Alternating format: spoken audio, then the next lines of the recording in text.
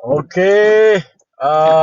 Tadi saya dah letakkan minyak tu penuh Ya, isi minyak penuh. Isi minyak penuh, kita tengok naik bukit Kita tengok kereta ni, Hilux 20210 aku punya Hilux dah 210.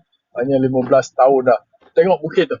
Okey, tengok aku isi minyak diesel untuk cleaner, diesel cleaner. Tengok.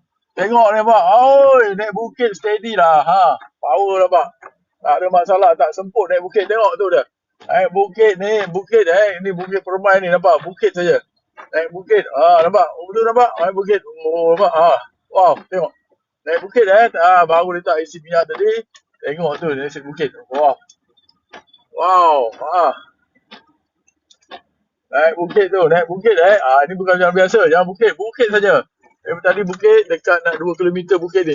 Tengok dia corner dekat bukit ni macam mana. Oh, dahsyat. Ni pakai lah. Hilux ni tengok Hilux 2015 15 tahun dah, 2010. Tengok di bukit, tengok depan tu bukit. Tengok tu depan. Bukit Tu bukit tuan-tuan, bukit cornering tengok macam mana. Wow, okey. Ada power lah. Nampak?